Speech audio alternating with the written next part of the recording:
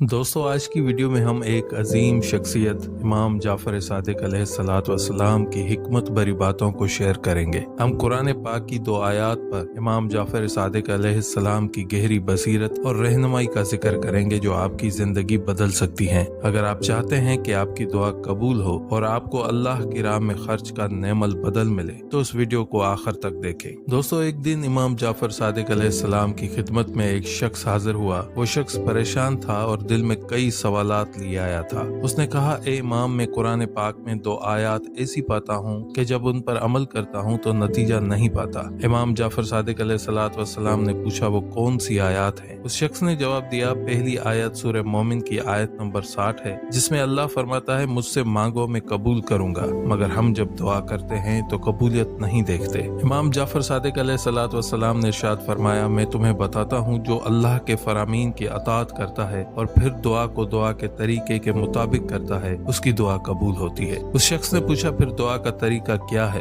इमाम ने फरमाया, दुआ की इब्तिदा अल्लाह की हम्द और अजमत के जिक्र से करो, अपने ऊपर होने वाली नेमतों की बारिश का तज़किरा करो, फिर उन नेमतों का तहे दिल से शुक्रिया अदा करो, मोहम्मद व आले मोहम्मद पर दुरूद भेजो, फिर अपने गुनाहों को याद करके उनकी बख्शिश और मगफरत तलब करो, उसके बाद अपने मतलब की दुआ करो। दोस्तों, देखें किस कदर खूबसूरत और जामे तरीका इमाम जाफर सादिक अलैहिस्सलाम ने हमें बताया है। अल्लाह की हम्द, नेमतों का शुक्र, मोहम्मद व आले मोहम्मद पर दुरूद और अपने गुनाहों की माफी तलब करना। जब हम दिल से उन आदाब को अपनाते हैं तब हमारी दुआएं भी कबूलियत का शर्फ पाती हैं। दुआ सिर्फ एक रस्म नहीं बल्कि अल्लाह से बराह रास्त बातचीत का जरिया है। जब हम दुआ करते हैं तो हमें अल्लाह की अजमत और उसकी रहमत का एहसास होता है। ये हमें अल्लाह के करीब लाती है और हमारे दिल को सुकून अता करती है। इमाम जाफर सादिक अलैहिस्सलाम ने हमें बताया कि दुआ में खुलूस का होना जरूरी है। जब हम खुलूस दिल से अल्लाह से मांगते हैं तो वो जरूर सुनता है और हमें नवाजता है। फिर उस शख्स ने दूसरी आयत के बारे में पूछा। दूसरी आयत सूरह सबा की आयत नंबर 39 है, जो चीज तुम अल्लाह के लिए खर्च करोगे उसका नेमल बदल पाओगे, लेकिन हमने अल्लाह की राह में खर्च किया पर हमें उसका नेमल बदल नहीं मिला।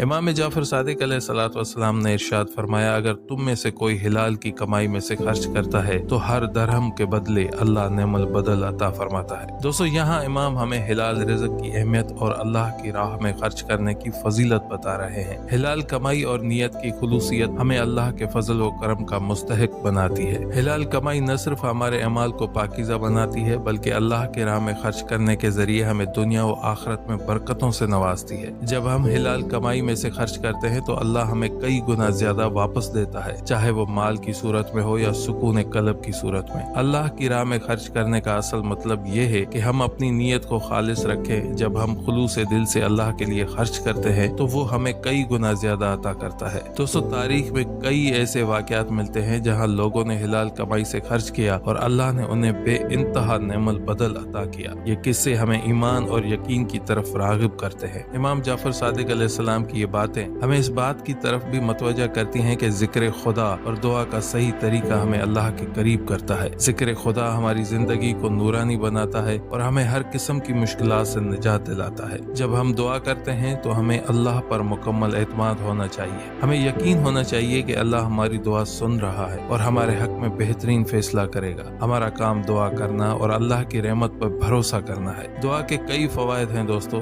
ये न सिर्फ हमारी रूह को ताजगी बख्शते हैं बल्कि हमें मुश्किलात से निजात भी दिलाते हैं। दुआ हमें सब्र और इस्तकामत अता करती है और हमारे दिल को सुकून देती है। तो दोस्तों, हमने इमाम जाफर सादिक अलैहिस्सलाम की हिकमत भरी बातों से ये सीखा कि दुआ कैसे की जाती है और अल्लाह की राह में खर्च करने का नेमल बदल कैसे मिलता है। इन बातों पर अमल करें और देखें कि आपकी जिंदगी में किस कदर मुस्बत तब्दीलियां आती हैं। अल्लाह हम सबको सही मानों में दुआ करने और उसकी राह में खर्च करने की तौफीक अता फरमाए। आमीन या रब्बिल आलमीन।